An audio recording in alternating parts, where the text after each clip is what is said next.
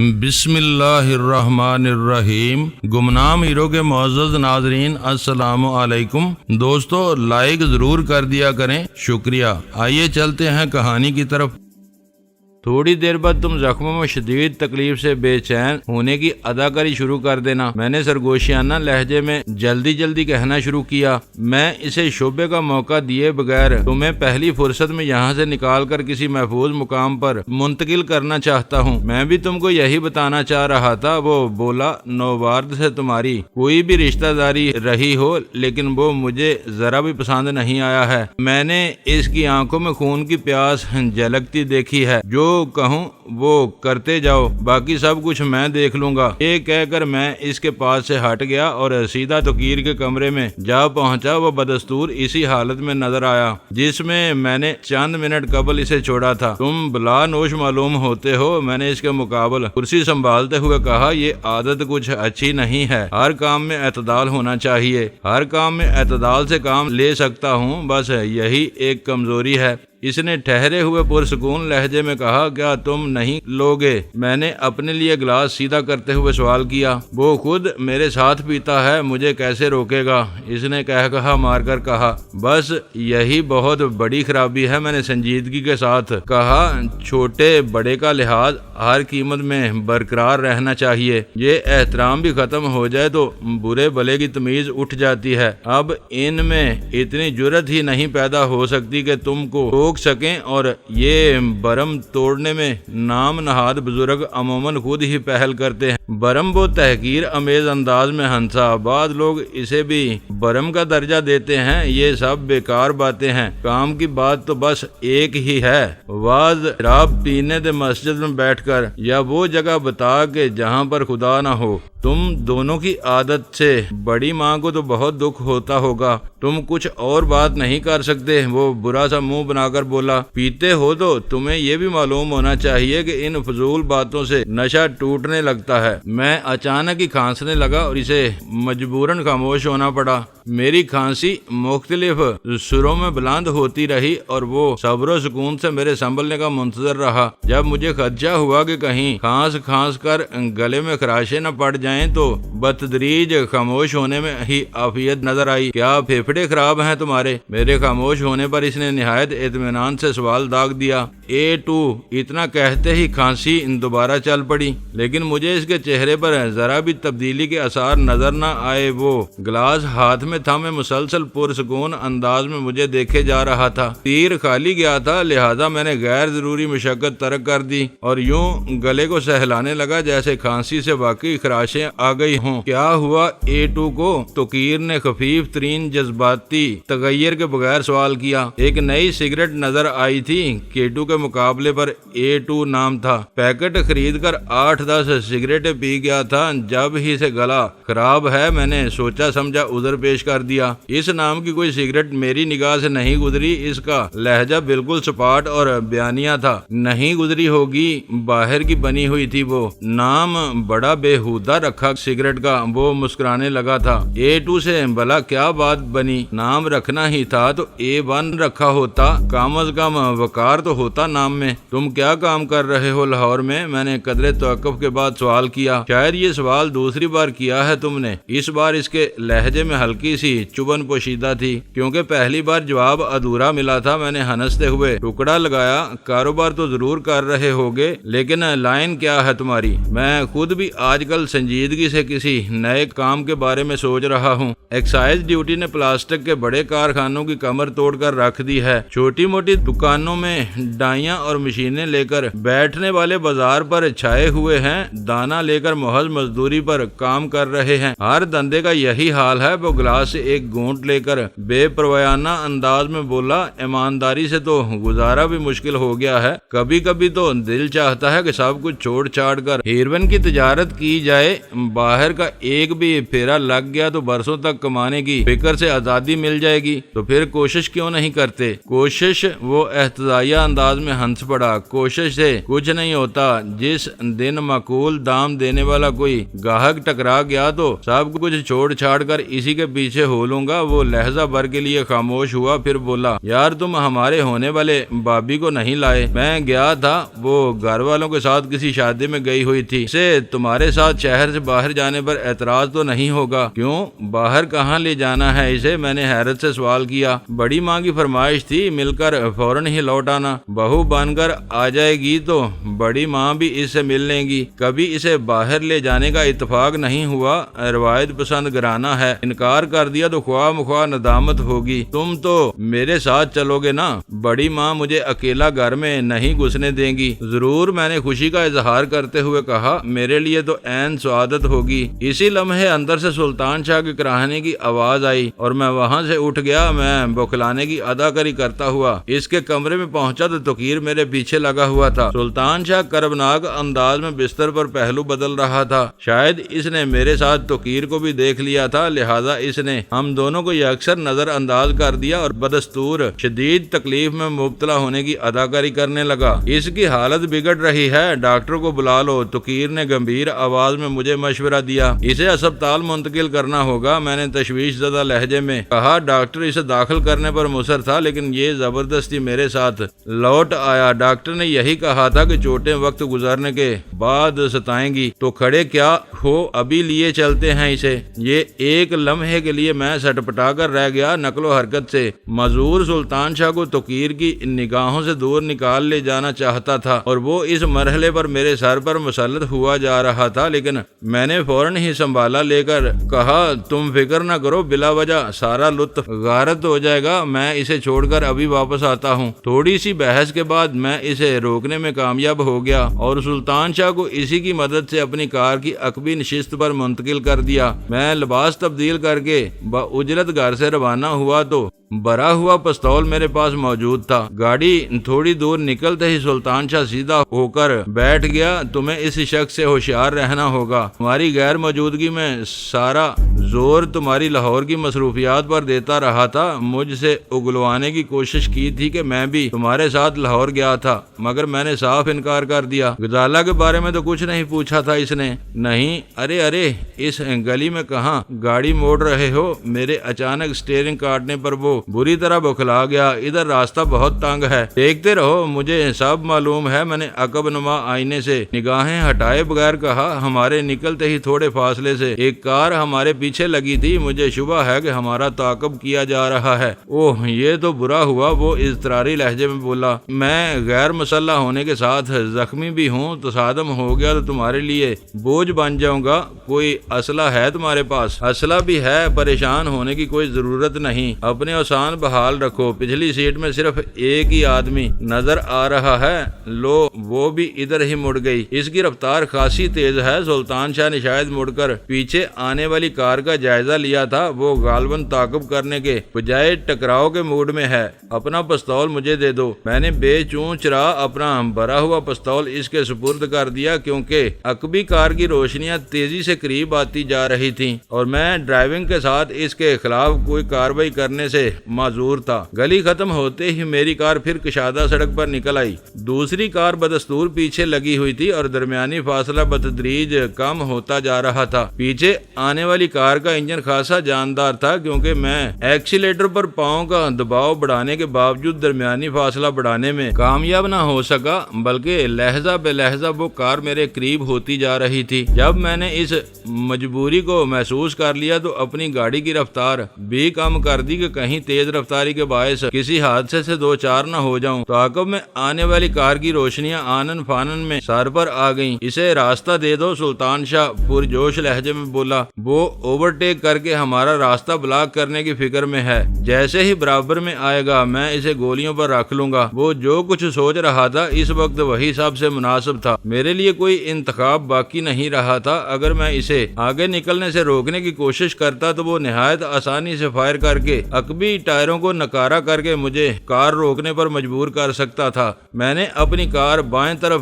دبا لی۔ پچھلی کار کی روشنیوں کا رخ قدرے تبدیل ہوا اور جو ہی وہ صورت سے میری کار کے برابر میں آئی۔ مختصر سے وقفے سے میرے کان کے پیچھے 2 ہولناک بارودی دھماکے ہوئے، برابر والی کار کی کھڑکیوں کے شیشوں کے ٹکڑے اڑ گئے، اس میں سے دبی دبی سی ایک چیخ بھی گونجی، لیکن اس کار کی رفتار کم ہونے کی بجائے یک بیک تیز ہو گئی۔ اس اثناء میں یہ یقین کر چکا تھا کہ اس کار میں ایک ہی آدمی موجود تھا۔ میری گاڑی کو اوورٹیک کرنے کے بعد تعاقب کرنے والی کار میرے ہیڈ لیمپس کی زد میں آئی تو میں چونک پڑا۔ قاسم کی سرخ کرولا کو میں اس کے نمبروں سمیت اچھی طرح پہچانتا تھا۔ میرا ذہن الجھ گیا۔ قاسم کو میرے تعاقب کی کیا ضرورت پیش آ گئی تھی؟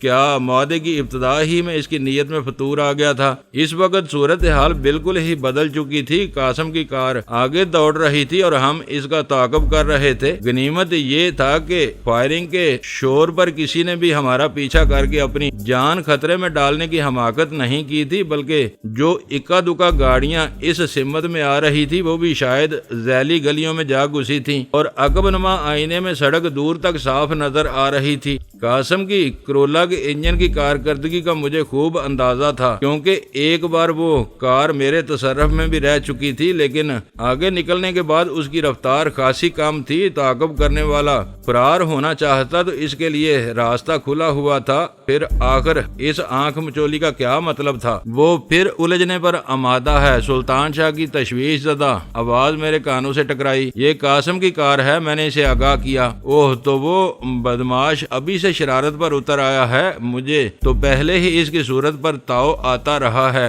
وہ آگے جا رہا ہے تو تم اپنا راستہ کیوں نہیں بدل لیتے؟ مجھے کوئی بات کھٹک رہی ہے۔ رفتار کم رکھ کر وہ مجھے اپنے تعاقب پر اکسا رہا ہے۔ میں دیکھوں گا کہ وہ آخر چاہتا کیا ہے۔ دونوں گاڑیاں تاریخ اسٹیڈیم روڈ پر دوڑتی ہوئی راشد منہاس روڈ پر گھوم گئیں۔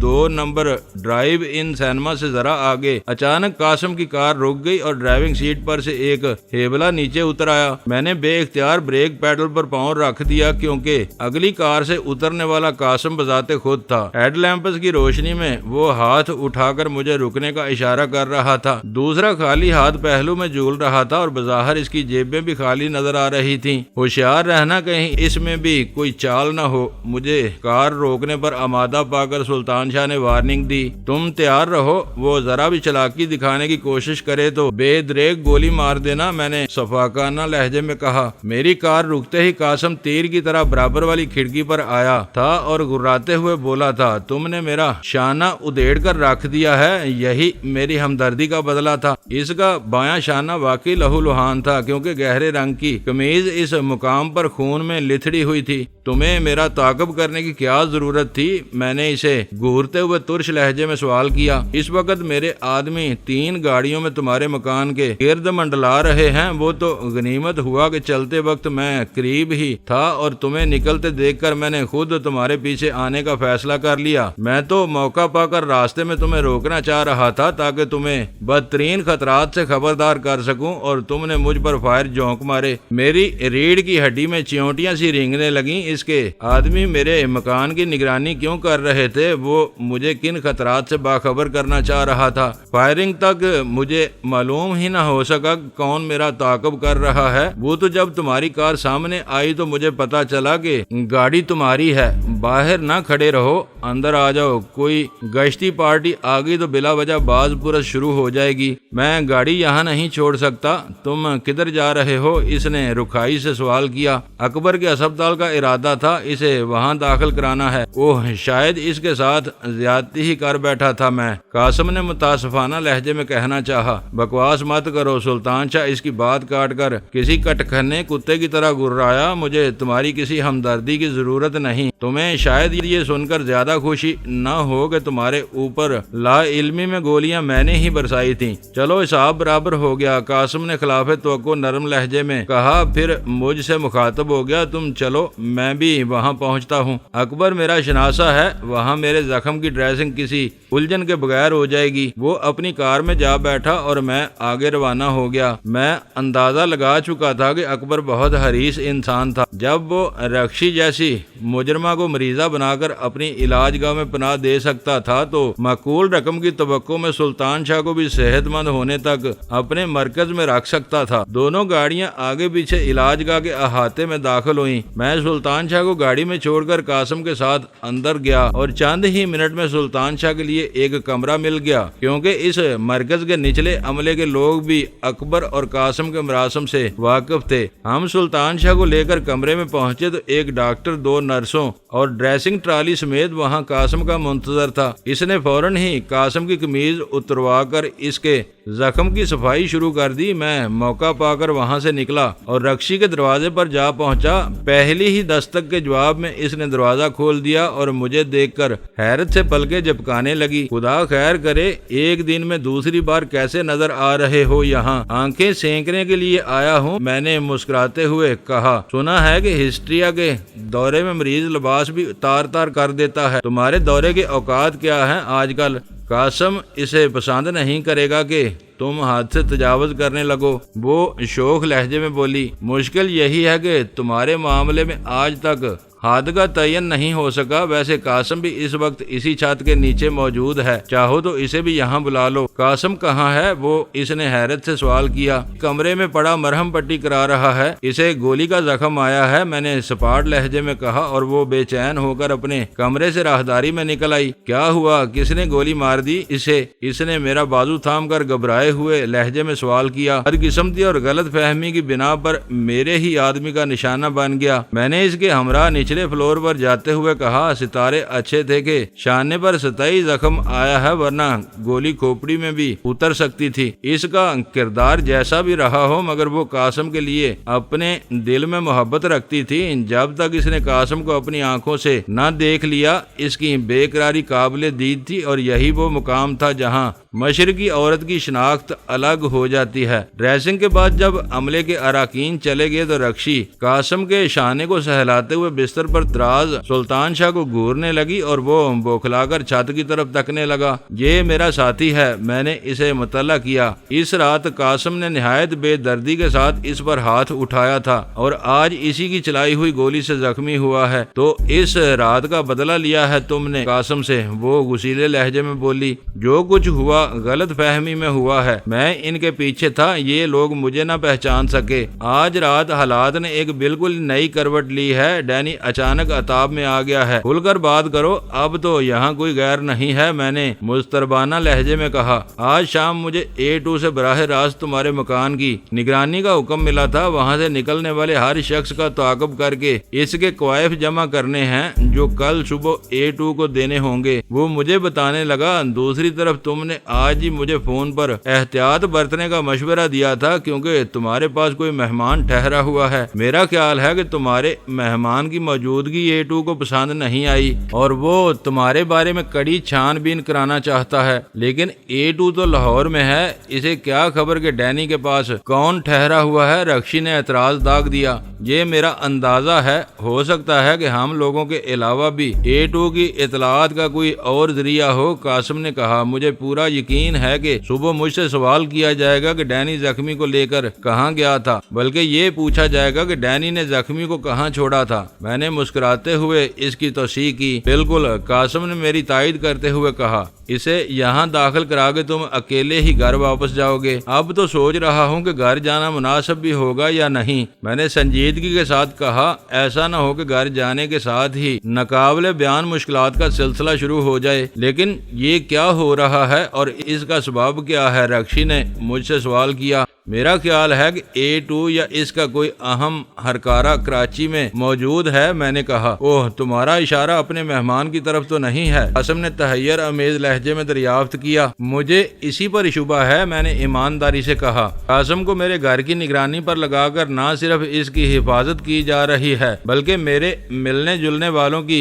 فہرست بھی مرتب کی جا رہی ہے، جس میں کسی عورت کو مرکزی اہمیت حاصل ہے۔ قاسم نے ڈرامائی انداز میں لقمہ دیا لیا۔ عورت کا ذکر کہاں سے آ گیا؟ میں نے حیرت سے سوال کیا۔ مجھے حکم دیا گیا تھا اگر تمہارے مکان میں کوئی عورت دیکھی جائے تو اسے ہر قیمت پر اغوا کر لیا جائے۔ قاسم نے وضاحت کرتے ہوئے کہا، میں تمہارے پیچھے آ گیا ہوں مگر میرے آدمی اس حکم کی تعمیل کریں گے۔ آخر تمہارے حوالے سے A2 کو کس عورت کی تلاش ہے؟ ہو سکتا ہے کہ وہ مجھے رکشی کا شریک کار سمجھ رہا ہو۔ میں نے ان کے ذہنوں کو غلط راہ پر ڈالنے کے لیے غزالہ کے بجائے رکشی کو ملوث کرتے ہوئے کہا، ایسی صورت میں وہ نگرانی اور اغوا کا حکم مجھے ہرگز نہ دیتا کیونکہ تم میرے اور رکشی کے بارے میں اسے گمراہ کر چکے ہو۔ یہی تو اہم نقطہ ہے، میں نے پرزور لہجے میں کہا۔ اسے اب خیال آیا ہوگا کہ کہیں میں شروع ہی سے جھوٹ نہ بولتا رہا ہوں، رکشی کے ساتھ خود ہمدردی کرتا رہا اور الزام تمہارے ساتھ رکھ دیا۔ خیر یہ سب فضول باتیں ہیں، اصل سنسنی خیز خبر یہ ہے کہ A2 کا کوئی اہم کارندہ ڈینی کا مہمان ہے، کیوں نہ ہم بالا ہی بالا اس پر ہاتھ ڈال دیں؟ رکشی نے پرجوش لہجے میں کہا۔ ہرگز نہیں، میں نے سخت لہجے میں کہا، اس کا بال بھی بیکا ہوا تو A2 قاسم کی زندگی جہنم بنا دے گا۔ لیکن تم نے تو کہا تھا کہ آنے والا تمہارا بھائی ہے جو کسی دوسرے شہر سے یہاں پہنچا ہے، قاسم نے سوال کیا۔ پھر اب اس پر شبہات کیوں پیدا ہو رہے ہیں؟ یہ حقیقت ہے کہ وہ میرے بھائی کے ہی روپ میں آیا ہے، لیکن بدقسمتی یہ ہے کہ مجھے اپنے بھائی کو دیکھے ہوئے ایک مدت ہو چکی ہے اور میں اس کو شناخت کرنے سے قاصر ہوں، تو تم جا کر اسے براہ راست کیوں نہیں گھیر لیتے؟ قاسم نے سوال کیا۔ تشدد کے سامنے تو گونگے بھی بولنے لگتے ہیں، اب مشکل ہے، ابھی تک تو مٹھی بند تھی، اب کھل گئی ہے۔ A2 میرے گرد اپنا جال کس رہا ہے، اسے جس کسی پر شبہ ہو جائے اس کی زندگی کی مہلت ختم ہو جاتی ہے۔ اب تو میرا سامنے آنا موت کو دعوت دینے کے مترادف ہوگا، میں دور رہ کر ہی مدافعت کر سکوں گا۔ یعنی اب اپنے گھر ہی نہیں جاؤ گے؟ سلطان شاہ نے بے یقینی کے ساتھ سوال کیا۔ زندگی کی کوئی قیمت نہیں لگائی جا سکتی سلطان شاہ، مکان تو سینکڑوں بنا لیے جائیں گے، میری مستقل آمدنی کا ذریعہ فیکٹری کی صورت میں برقرار رہے، میں ہفتوں بھی ادھر کا رخ نہ کروں تو میرا کام چلتا رہے گا، مکان اور فیکٹری کو تباہ بھی کیا جا سکتا ہے۔ رکشی نے خیال انگیز لہجے میں کہا، ذک پہنچانی جو ٹھہری، میری ایک ایک کیل کا انشورنس ہے۔ میں نے پورے اعتماد لہجے میں کہا، مجھے مالی طور پر ذک پہنچانا مشکل ہے۔ میں ان سے گفتگو کر رہا تھا لیکن میرے ذہن میں صورتحال کی بہت محیب تصویر سر ابھار رہی تھی۔ رمضان چاچا سے میری ملاقات فیصلہ کن ثابت ہوئی تھی، اس شخص کی گواہی نے A2 کی نگاہوں میں مجھے جھوٹا ثابت کر دیا تھا اور تقیر کوئی اٹل فیصلہ کر کے میرے پاس پہنچا تھا، لیکن فیصلے پر عمل کرنے سے پہلے وہ میرے ساتھ بلی اور چوہے کا کھیل کھیل رہا تھا تاکہ مجھے الجھا کر میری وساطت سے غزالہ پر ہاتھ ڈال سکے۔ غزالہ کے سامنے آتے ہی میری بازی ختم ہو جاتی اور تقیر مجھ پر آخری بار کار گزرتا۔ اس وقت قاسم کا مجھ سے ٹکرانا بہت کارآمد ثابت ہوا، ورنہ اس سے پہلے تو میرے ذہن میں صرف شبہات ہی تھے جنہیں قاسم کی کہانی نے یقین میں بدل دیا تھا۔ اب مجھے کیا کرنا ہے؟ میں ساری رات یہاں نہیں رک سکتا۔ قاسم نے سوال کیا۔ تمہیں دو کام کرنے ہیں، میں نے فیصلہ کن لہجے میں کہا۔ اول تو دلاور خان کے ساتھ سرحدی علاقوں میں جانے کا پروگرام ملتوی کر دو کیونکہ حالات ناموافق ہیں۔ دوئم یہ بھول جاؤ کہ میں سلطان شاہ کے ساتھ یہاں مقیم ہوں۔ تمہارے بارے میں A2 کو تو کچھ نہ کچھ بتانا ہی ہوگا، وہ صبح فون کرے گا، مجھے کہہ دینا کہ رات بھر مکان سے کوئی کہیں نہیں گیا، سلطان شاہ نے کہا۔ قاسم بوجھل انداز میں ہنس دیا۔ ڈینی کے مشتبہ مہمان کو کیوں بول رہے ہو تم؟ اگر وہ A2 کا مخبر ہے تو میرا جھوٹ فوراً پکڑ لیا جائے گا۔ تم کہہ سکتے ہو کہ ہمیں سول اسپتال پہنچا کر تم واپس لوٹ گئے تھے، میں نے سوچتے ہوئے کہا، اور سب ہی نے اس خیال کی پوری طرح تائید کی۔ خدا کا شکر ہے کہ تمہاری آنکھیں کھل گئیں۔ رکشی اور قاسم کے رخصت ہونے کے بعد سلطان شاہ گہرا سانس لے کر بولا، مجھے تو تمہارا بھائی پہلی ہی نظر میں فراڈ معلوم ہوا تھا، میں دن ہی میں غائب ہو جاتا، لیکن تمہیں اس کے چنگل سے نکالنا ضروری تھا۔ میں نے سگریٹ سلگاتے ہوئے کہا، میرے رپوش ہوتے ہی تم اس کی جلاہٹ کا نشانہ بن جاتے اور شاید تمہارا سراغ پانا بھی دشوار ہو جاتا۔ ایسا معلوم ہوتا ہے کہ اب کھلی جنگ شروع ہو گئی ہے، کاش میں جلد از جلد تمہارا ساتھ دینے کے قابل ہو سکوں۔ ابھی تو ایک اور مشکل پیدا ہوگی۔ قاسم نے شاید اس پہلو پر غور ہی نہیں کیا ہے۔ وہ کیا؟ اس نے اپنی کھوپڑی سہلاتے ہوئے سوال کیا۔ قاسم کے ساتھ مل کر کام کرنے کا جو سمجھوتا ہوا ہے، اس میں بنیادی بات یہ ہے کہ میں تنظیم میں اپنی رکنیت سے بھرپور فائدہ اٹھاؤں گا۔ اگر میں باہر ہو گیا تو وہ مجھے حصہ دار کیوں رکھے گا؟ اس کا تو باپ بھی رکھے گا۔ وہ A2 کے ساتھ رہ کر غداری کرے گا تو تم اس کی قیمت وصول کرنے کے حقدار ہوگے۔ نہ مانا تو اسے اٹھا کر آزاد علاقے میں لے جاؤں گا۔ وہ بعد کی بات ہے۔ ویسے بھی وہ آمدنی میرے لیے غیر اہم ہے۔ میرا مشن تو اس تنظیم کی بیخ کنی ہے اور شاید اب اس کا وقت آ پہنچا ہے۔ اگلی صبح سب سے پہلے میں نے گاڑی سے گلو خلاصی حاصل کی اور اسے کھارا در کے علاقے میں ایک جگہ چھوڑ دیا۔ کار کی وجہ سے شہر میں کہیں بھی مجھے آسانی سے پہچانا جا سکتا تھا۔ ایک کال آفس سے جہانگیر کو فون کیا تو میری آواز پہچانتے ہی وہ بوکھلائے ہوئے انداز میں شروع ہو گیا۔ رات کے 3 بجے A2 نے اسے گہری نیند سے بیدار کر کے فون پر میری تلاش کا حکم دیا تھا اور وہ بیچارہ نیند کی جھونک میں فون کرنے کے بجائے خود ہی میرے گھر دوڑا چلا گیا تھا، جہاں توقیر نے خوشگوار تیوروں کے ساتھ اس کا استقبال کیا۔ گھر میں عجیب سا سما تھا۔ اتنی رات کے ملازمین ڈرائنگ روم میں توقیر کے سامنے موجود تھے اور وہ ان سے میرے امکانی ٹھکانوں کے بارے میں معلوم کرنے کی ناکام کوشش کر رہا تھا۔ توقیر جہانگیر کے لیے اجنبی تھا، لیکن اس کے تحکمانہ طرز عمل کی وجہ سے جہانگیر اس سے گفتگو کو طول دینے کی ہمت نہ کر سکا اور واپس ہو لیا۔ واپسی میں سارے راستے اس کا تعاقب کیا گیا اور 5 بجے دوبارہ A2 کی کال آ گئی۔ میرا سراغ نہ ملنے پر وہ سخت برہم تھا۔ جہانگیر نے مجھ سے اس بارے میں بہت سے سوالات کرنے چاہے۔ مجھے اپنے گھر آنے کی دعوت دی، میرا ٹھکانہ دریافت کیا، لیکن میں نے اسے سنگین خطرات کے حوالے سے ٹال کر سخت ہدایت کر ڈالی کہ میرے فون کا تذکرہ اپنی ذات تک ہی محدود رکھے۔ پھر میں نے سرسری انداز میں غزالہ کو بھی حالات سے آگاہ کر دیا۔ تفصیلات میں جائے بغیر میں نے صرف اس قدر بتایا کہ خطرہ بھانپ کر میں نے اپنی قیامگاہ کو خیر باد کہہ دیا تھا اور کامران کی علاج گاہ کے ایک کمرے میں رہائش اختیار کر لی تھی۔ وہ مصر ہو گئی کہ یہ مخدوش مدت میں اس کے گھر پر گزار لوں، لیکن بدقت تمام میں نے اسے اپنا ہم نوا بنا ہی لیا۔ ان دونوں اہم کاموں سے فارغ ہو کر میں نے اپنے گھر کا نمبر ملایا تو دوسری طرف سے اپنے ایک ملازم کی روحانسی آواز سنائی دی۔ چند گھنٹوں کے اعصابی تناؤ میں توقیر نے شاید ان سب کی زندگی تلخ کر کے رکھ دی تھی۔ میری آواز پہچانتے ہی وہ بیچارہ بلک کر رو پڑا۔ تمہارا بھائی عجیب پاگل آدمی ہے صاحب، اس نے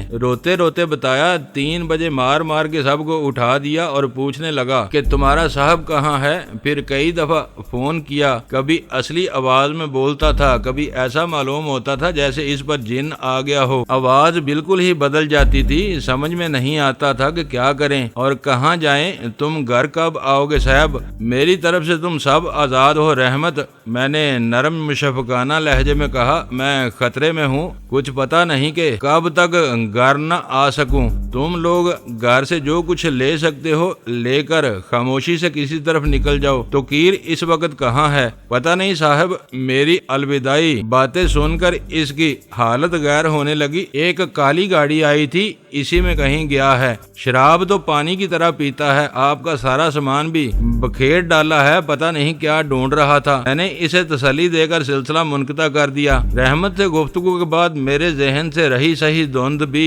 صاف ہو گئی۔ اگر توقیر آواز بدل کر فون کرتا رہا تھا تو یقینی طور پر وہ خود ہی A2 تھا۔ وہ پورے اعتماد کے ساتھ مجھے اپنے شکنجے میں جکڑنے کی نیت سے لاہور سے کراچی آیا تھا۔ اپنی دانست میں اس نے غزالہ کو سامنے لانے کے لیے بڑا خوبصورت ناٹک رچایا تھا، لیکن اس کی سب تدبیریں دری کی دری رہ گئی تھیں۔ غزالہ اپنے گھر کی 4 دیواری میں محفوظ و مامون تھی اور میں قطعی آزاد۔ علاج گاہ کی طرف واپس لوٹتے ہوئے میں نے سوچا کہ کیوں نہ میں توقیر کے لیے زندگی کو ذرا دشوار تر بنا دوں۔ وہ میرا سوتیلا ہی صحیح لیکن بڑا بھائی تھا۔ بچپن میں اس نے بڑی ماں اور اور دوسرے بھائی سے مل کر مجھے گھر سے بے گھر کیا، میری سگی ماں کی بے آبروئی کی، پھر A2 کے نام سے برسوں مجھے اعلی کار بنا کر منشیات فروشی میں ملوث کیا، اور جب ان ساری دشواریوں کے بعد میں نے اپنی زندگی کا ایک طرز بنا لیا اور گھر بسانے کی آرزو شرمندہ تکمیل ہوتی نظر آنے لگی تو پوری قوت اور جبروت کے ساتھ مجھ پر براہ راست ہاتھ ڈالنے آ پہنچا تھا۔ راستے ہی سے میں نے پولیس کے ایک اعلیٰ ترین افسر کو فون کر دیا۔ توقیر یا A2 سے میری جنگ چھڑ چکی تھی اور جنگ میں ہر بات جائز ہوتی ہے۔ واپسی پر میں نے سلطان شاہ کو صرف یہی بتایا تھا کہ میں کار سے پیچھا چھڑانے گیا تھا، اگر اسے زیادہ تفصیلات بتا دیتا تو وہ جوش میں باہر نکل پڑنے پر تل جاتا، جبکہ میرے لیے اسے سنبھالنا دشوار ہوتا۔ شام کا دھندل کا پھیلنے کے ساتھ ہی میری طبیعت پر اضطراب طاری ہونے لگا۔ میں پولیس کی کارروائی کے نتائج دیکھنے کے لیے بے چین تھا، لیکن میرا اپنے گھر کے قرب و جوار میں پایا جانا میرے حق میں بدترین ثابت ہو سکتا تھا۔ وہ رات میں نے سگریٹیں پھونک پھونک کر بے چینی سے جاگتے ہوئے بسر کی۔ سلطان شاہ یہی سمجھتا رہا کہ میں حالات کی وجہ سے پراگندگی کا شکار ہوں، جبکہ حقیقت یہ تھی کہ مجھے پولیس کی کارروائی کی جانب سے خدشہ لاحق تھا۔ میں نے اپنی دانست میں ہر وہ حربہ استعمال کیا تھا جو پولیس کو کسی بڑی کارروائی پر اکسا سکے، لیکن یہ اندیشہ بھی تھا کہ اس گمنام اطلاع کو اکثر نظر انداز کر دیا جائے۔ لیکن صبح کا اخبار دیکھتے ہی میرا دل بلیوں اچھلنے لگا۔ پہلے صفحے پر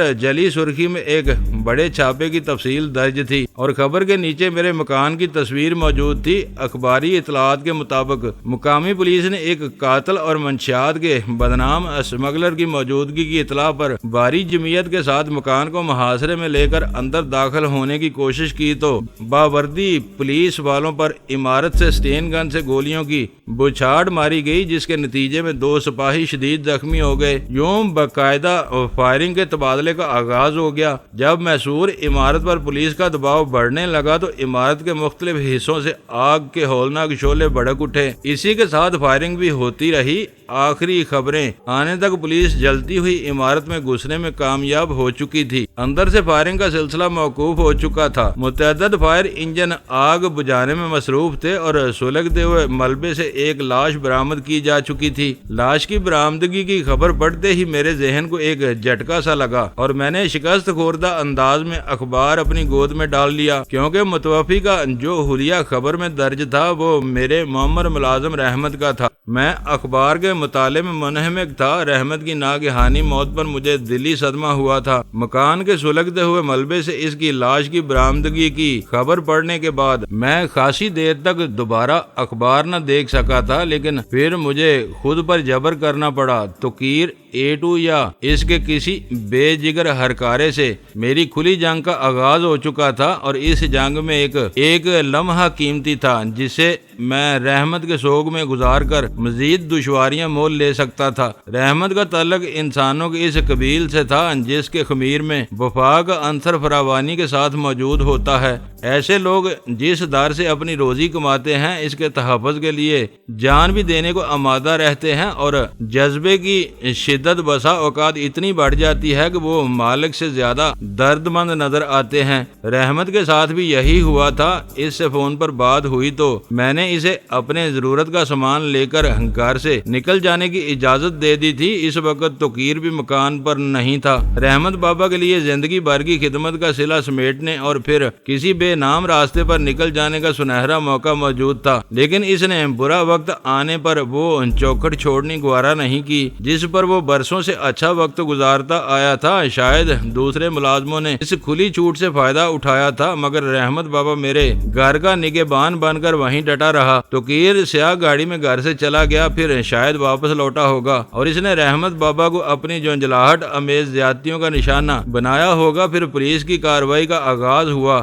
فضا میں بارودی دھماکوں کی بو پھیلتی گئی، لیکن رحمت بابا نے گھر کو لاوارث چھوڑ کر بھاگ جانا گوارا نہیں کیا، اور آخرکار توقیر گھر میں پٹرول چھڑک کر آگ کے شعلوں پر اور دھوئیں کی اوٹ میں وہاں سے فرار ہو گیا۔ رحمت بابا شاید آگ میں گرا اپنی جان سے بے پرواہ بھیانک شعلوں سے لڑتا رہا۔ مالک کے اثاثوں کو بچانے کی فکر میں اس نے اپنی جان کی پونجی بھی گنوا دی۔ رحمت بابا سے میرا لہو کا رشتہ نہیں تھا، اور وہ میرے مال و متاع کے لیے اپنی جان تک قربان قربان کر بیٹھا تھا اور جن سے میرا لہو کا قریب ترین رشتہ تھا وہ اپنے مال کے لیے روزے ازل ہی سے میری جان کے دشمن ہو رہے تھے۔ رشتوں کا کھیل بھی کس قدر عجیب ہوتا ہے، یہ اکثر ناقابل فہم اور ناقابل یقین سا۔ رحمت بابا سے مجھے یہ تو معلوم ہو ہی چکا تھا کہ توقیر کے نام سے میرے گھر میں ٹھہرا ہوا شخص میری غیر موجودگی میں بار بار فون کرتا رہا تھا، کبھی اپنی اصل آواز میں اور کبھی بدلے ہوئے لب و لہجے میں۔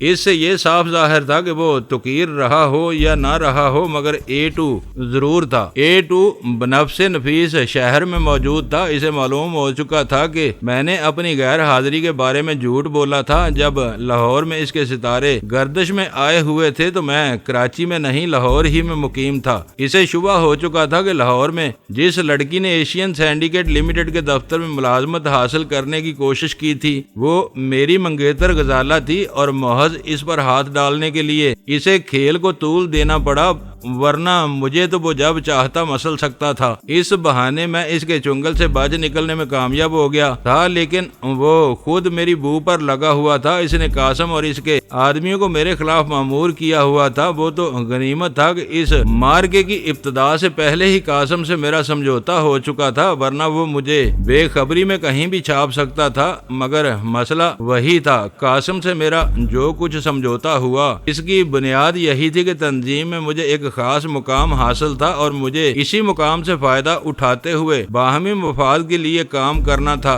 لیکن اب یک بیک A2 سے میرا تصادم ہو گیا تھا، جس کے نتیجے میں میرا نام تنظیم کے غداروں کی فہرست میں آ گیا تھا۔ ایسی صورت میں میرے لیے قاسم سے کیے ہوئے معاہدے کے مطابق اپنا کردار انجام دینا ناممکن تھا۔ وقتی ہنگامے میں قاسم کو یہ سوچنے کی مہلت نہیں مل سکی تھی، لیکن کسی بھی لمحے وہ ان حقائق کا اندازہ لگا سکتا تھا اور عین ممکن تھا کہ وہ خود میری جگہ لینے کے شوق میں میری بیخ کونی پر تل جاتا۔ میرا کلا کما کر کے وہ نہ صرف اپنی ذاتی قدورتوں کا حساب بے باک کر سکتا تھا بلکہ فوری طور پر A2 کا منظور نظر بھی بن سکتا تھا۔ اس طرح وہ میری مدد کے بغیر تنظیم میں رہتے ہوئے خود اپنے مفادات کو آگے بڑھا سکتا تھا۔ اچانک کمرے کے دروازے پر دستک ہوئی اور سلطان شاہ کی بھی نیند اچٹ گئی۔ وہ کچھ نہ سمجھنے والے انداز میں اپنی خمار آلود آنکھیں جھپکاتے ہوئے میری طرف دیکھنے لگا۔ اسی اثنا میں بے تابانہ انداز میں دوبارہ دستک دی گئی اور میں جھپٹ کر دروازے کے قریب جا پہنچا۔ کون ہے؟ میں نے جیب میں موجود پستول کے دستے پر اپنی گرفت مضبوط کرتے ہوئے سوال کیا۔ دروازہ کھولو،